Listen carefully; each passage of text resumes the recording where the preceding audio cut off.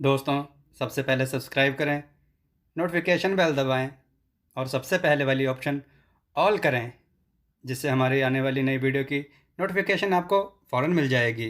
जय श्री राम भक्तों सुबह के वीडियो में जो हमने आपसे प्रश्न पूछा था कि भगवान सूर्यदेव के रथ में कितने घोड़े हैं, तो उसका उत्तर है भगवान सूर्यदेव के रथ में 7 घोड़े हैं।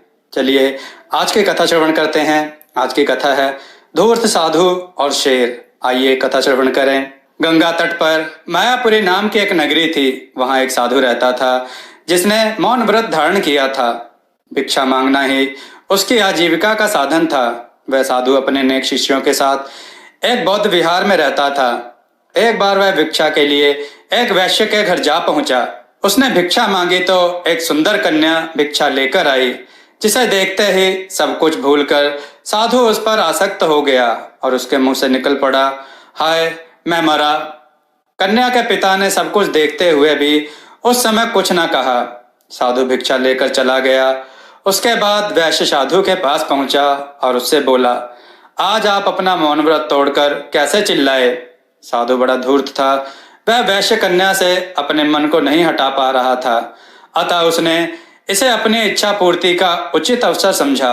वह बोला, तुम्हारी पुत्री ही मेरे मौन व्रत को तोड़ने का कारण है। मेरी कन्या क्या हुआ उसे? आश्चर्य में डूबे वैश्य ने कहा, नहीं नहीं, उसे कुछ नहीं हुआ, किंतु तुम्हें अवश्य होने वाला है।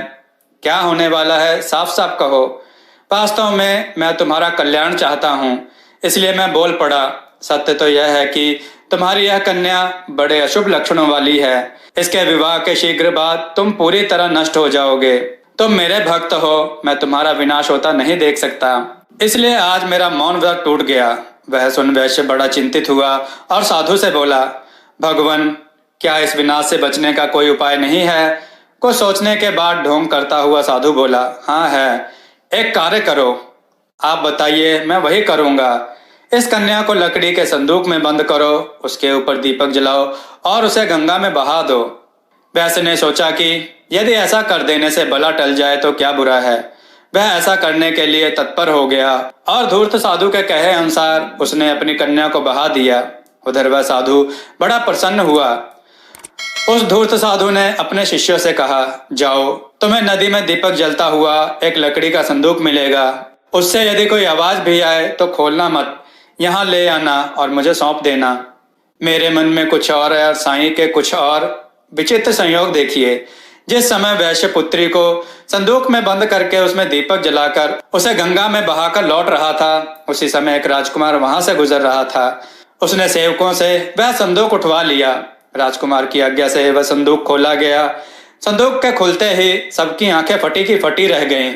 उसके अंदर एक अनुभव सुंदरी बंद थी। उसकी आप बीती सुनकर राजकुमार ने उससे विवाह कर लिया। राजकुमार समझ गया था कि उस युवती को प्राप्त करने के लिए धूर्त साधु ने बड़ी कुटिल चाल चली है, अतः उस धूर्त साधु को उसका दंड अवश्य मिलना चाहिए। यह विचार कर उसने अपने सेवकों को आदेश दिया, इस संदूक में एक खूंखार शेर बंद कर दो और ऊपर दीपक जलाकर बहा दो। सेवकों ने राजकुमार की आज्ञा का पालन किया। संदूक में भयंकर शेर रखकर उस पर दीपक जलाकर गंगा की धार में बहा दिया। आगे साधु के शिष्य प्रतीक्षा ही कर रहे थे। उन्होंने संदूक उतारा और उसे अपने गुरु के पास ले गए। संदूक पाकर धूर्त साधु बड़ा प्रसन्न हुआ और अपने शिष्यों से बोला, अब तुम लोग जाओ, मैं इस संदूक से मंत्र सिद्ध करूंगा। मुझे पूर्ण एकांत और शांति की आवश्यकता है। मेरे अनुष्ठान में कोई बाधा ना पहुंचे। शिष्यों के चले जाने पर अर्धरात्रि के एकांत में वैश्य कन्या को पाने के लिए साधु महाराज ने संदूक खोला तो उसमें से भयंकर शेर बाहर निकला और साधु पर टूट पड़ा। उसने साधु के कान काट डाले, नाक चबा ली और एक आंख भी फोड़ दी। किसी प्रकार स्वयं को शेर से छुड़ाकर साधु अपने शिष्यों को पुकारने लगा। शिष्य दौड़े आए और अपने गुरुजी की दशा देखकर हंसते हंसते लोटपोट हो गए। दूसरे प्रातः जिसने भी इस विषय में सुना, मारे हंसी के उसका बुरा हाल हो गया। भक्तों, आपको यह कथा कैसी लगी? अपने विचार और सुझाव कमेंट में जरूर दें। हमारे कथाओं को लाइक करें, हमारे चैनल को सब्सक्राइब करना ना भूलें और हमारे कथाओं को शेयर जरूर करें, जिससे लोगों को अच्छा ज्ञान प्राप्त होता है। जय श्री राम भक्तों।